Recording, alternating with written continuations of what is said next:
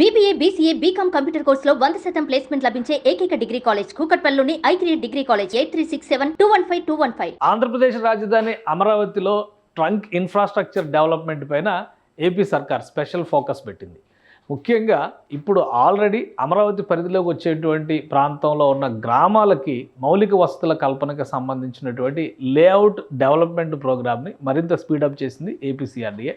ఈ దిశగా పెనుమాక గ్రామానికి సంబంధించినటువంటి LPS layout development notification release చేసింది. ఈ నెల అంటే ఫిబ్రవరి 2వ తేదీన రిలీజ్ చేసింది. ఈ నెలాఖరు వరకు దీనికి సమయం ఉందంటే మొత్తం 30 రోజులు గడువు ఇచ్చింది.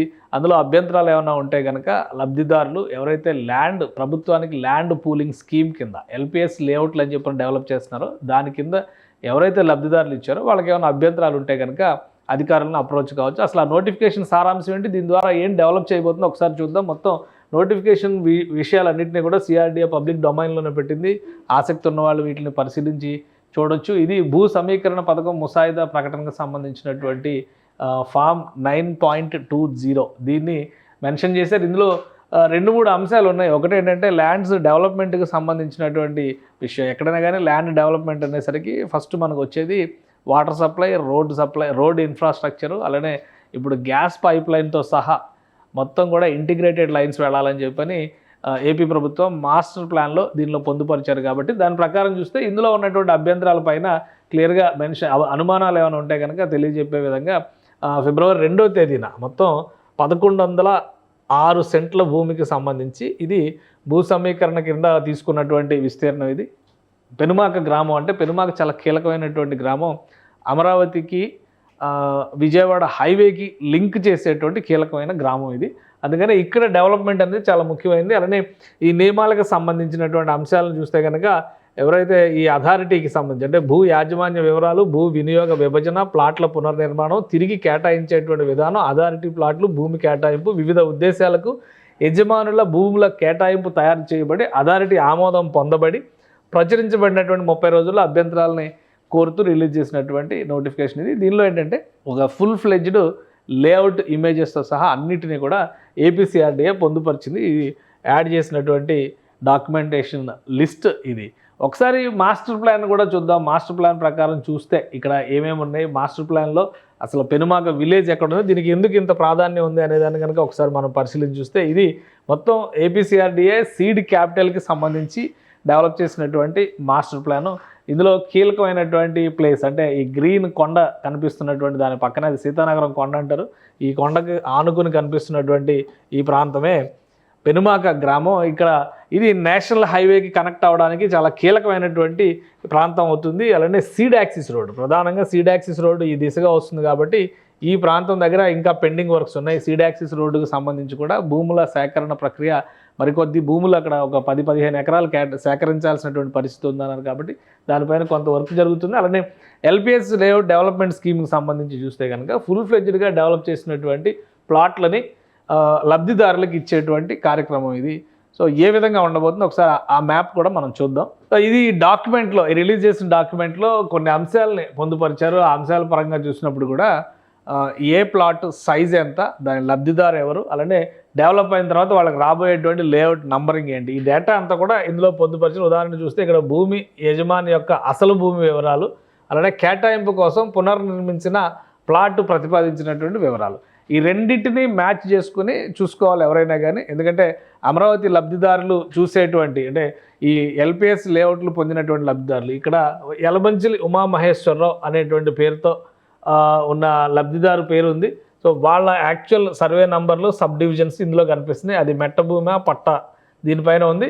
మిగతా వివరాలు ఇప్పుడు ఎన్ని చదరపు గజాలు డెవలప్మెంట్ అయిన తర్వాత వస్తున్నది, అలానే ఇక్కడ ప్లాట్ నంబర్ ఎంత కేటాయించబోతున్నారు. ఎందుకంటే ప్లాట్ నంబరింగే ముఖ్యం. మనం లేఅవుట్ చేసినాక ఎలా చూస్తామో ఇందులో కూడా అలానే వెరిఫై చేసుకోవాల్సినటువంటి అవసరం ఉంటుంది. సో ఇందాక చూసినటువంటి మ్యాప్లో ఒక క్లారిటీ ఉంది. ఇది ఇంకొంత జూమ్ చేసి చూస్తే కనుక పెనుమాక గ్రామానికి సంబంధించినటువంటి ఈ బ్లాక్ మొత్తానికి సంబంధించినటువంటి లేఅవుట్ అంటే పెనుమాక మండల ఆ ప్రాంతంలో ఉండేటువంటి నివాసం ఉన్నటువంటి నివాస సముదాయాలన్నింటినీ కూడా ఇలా లేఅవుట్ రూపంలో డెవలప్ చేయబోతున్నారు. ఎందుకంటే రహదారి వ్యవస్థ నిర్మాణానికి సంబంధించి మనం గతంలో కూడా అనుకున్నాం, అమరావతిలో రహదారి వ్యవస్థ నిర్మాణానికి సంబంధించి ప్రతి రోడ్డుని కూడా ఇలా స్క్వేర్స్ టైప్లో డిజైన్ చేశారు.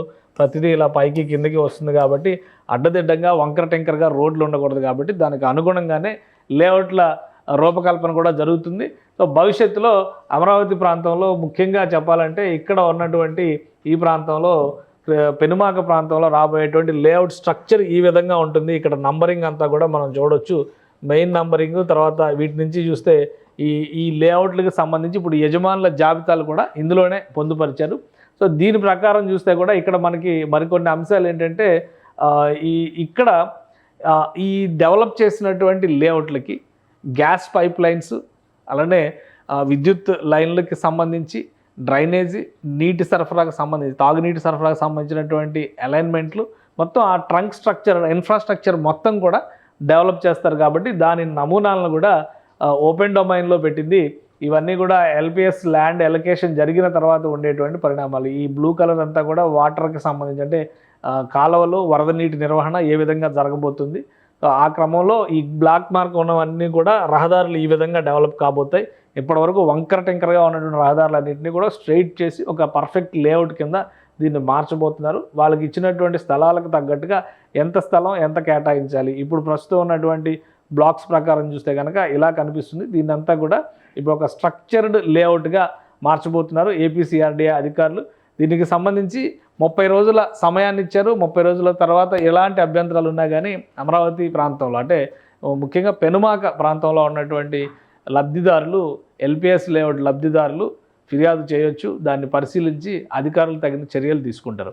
ప్లస్ ఈ టైం కంప్లీట్ అయిన తర్వాత అమరావతి ప్రాంతంలో అంటే ఇన్ఫ్రాస్ట్రక్చర్ డెవలప్మెంట్ అనేది మొదలైపోతుంది. వీలైనంత వేగంగా ఈ డెవలప్మెంట్ను ప్యాకేజ్ రూపంలో డెవలప్ చేసే విధంగా అమరావతిలో అధికారులు ఏర్పాట్లు చేస్తున్నారు. సో ఫస్ట్ ప్యాకేజ్ అంటే ఒకటి ప్రభుత్వ భవనాల నిర్మాణాల పరంగా ఒకవైపు నడిస్తే నివాస సముదాయానికి సంబంధించి, ఎందుకంటే టోటల్ లేఅవుట్లోనే కమర్షియల్ జోన్స్, రెసిడెన్షియల్ జోన్స్ వీటన్నిటిని కూడా సపరేట్గా డెవలప్ చేయాలనేటువంటి ప్రతిపాదన మాస్టర్ ప్లాన్లో పొందుపరిచారు. కాబట్టి ఇప్పుడు రెసిడెన్షియల్ ఏరియాలకు సంబంధించినటువంటి ప్రణాళికను కూడా అమలు చేసే ప్రయత్నాల్లో అధికార యంత్రాంగం తలమునకలై ఉంది. అందులో భాగంగా మొదటి అడుగు వేస్తున్నారు.